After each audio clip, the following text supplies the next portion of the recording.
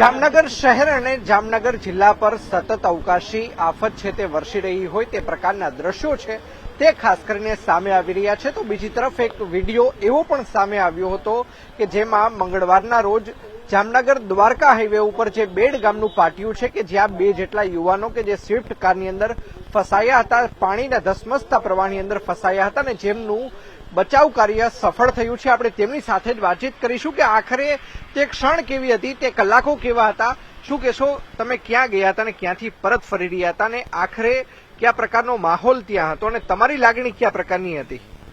અમે બેડના ટોલ નાકાથી પહેલા જ્યાં ગાડી બધી ઊભી રહી હતી અમે ત્યાં ગયા હતા. પછી આગળ તો જવાનું બંધ જ હતું એટલે ત્યાંથી બધા છે કે ગાડી પછી જામનગર બાજુ જવા દો એટલે ધીમે ધીમે પાછી લેતા હતા. એ ટોલનાકાથી અમે પાછા જામનગર બાજુ વળતા હતા. ત્યાં પાણીનો પ્રવાહ ચાલુ હતો એટલે અમે પહેલા તો ગાડી ઊભી રાખી દીધી. પછી બધી ફોર વ્હીલ ને એ બધું નીકળતું હતું એટલે આપણે ગાડી એ તરફ જામનગર બાજુ ચાલુ કરી અને આગળ જતા અધવચ્ચે પાછળથી એક ટ્રકનો ને આવતો હતો એનું જે પાણીનો પ્રવાહ જે આવ્યો ને એમાં અમારી ગાડી તણાઈને થોડીક ખાડામાં આવી ગઈ.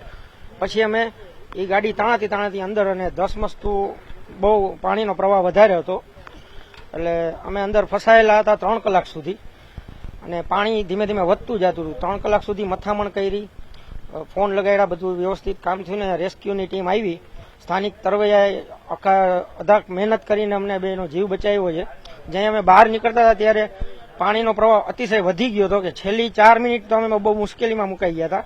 પછી 2 જણા બીજા ગાડીમાંથી ઉતર્યા ને અમને આ બાદ બચાવી લીધા બેયને.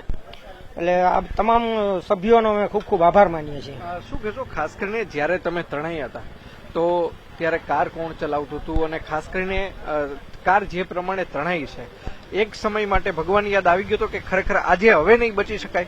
એવું થતું હતું કે નહીં બચી શકાય, પણ ગાડી જ્યાં સ્ટોપ થઈ ગઈ ને ત્યાં અમે કાચે ખોલી નાખ્યા અને દરવાજો ખોલી નાખ્યો. બારે નીકળ્યા ત્યાં કમર સુધી જ પાણી હતા, પણ આગળથી જે પાણીનો પ્રવાહ આવતો હતો ને એ ધીમે ધીમે વધતો જતો હતો એટલે પાણીનો ફ્લો બહુ વધી ગયો અને અમે ત્યાં જ ઉભા રહ્યા. અહીંયા ધીમે ધીમે બમ્પર સુધી પાણી હતું, પછી આગળ કાચ સુધી પાણી ફરી વળ્યું અને પછી સ્થાનિક તરવૈયા આવી અને બોયાનો ઘા કરી.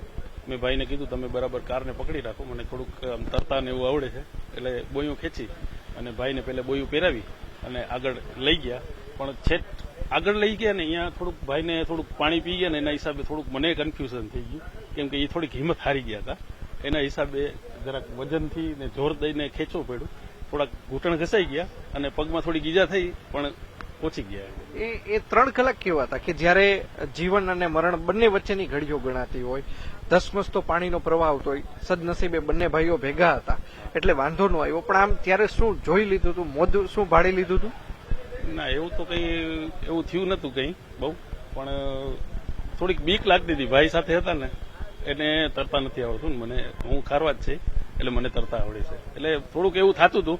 પણ જે ગાડી નીકળતી હતી ને ત્યાંથી જે મોજા ફરી વળતા હતા ને એના હિસાબે ગાડી આખી હલતી હતી આખી અને લેફ્ટ રાઈટ થતી હતી એટલે થોડીક ડર જેવું એના હિસાબે લાગતું હતું. ચોક્કસ. તો આ એ જ બંને યુવાનો છે કે જેને મંગળવારના રોજ જામનગર પોલીસ હોય કે પછી સ્થાનિક તરવૈયા હોય વસઈ ગામના, તેમના દ્વારા આ બંનેનો બચાવ કરવામાં આવ્યો હતો. સાથોસાથ જામનગર ફાયર વિભાગનો કાફલો પણ ત્યાં પહોંચ્યો હતો અને આ બંને યુવાનોને હેમખેમ બચાવી લેવામાં આવ્યા છે. અંકિત પોપટ, ન્યૂઝ 18 ગુજરાતી, જામનગર.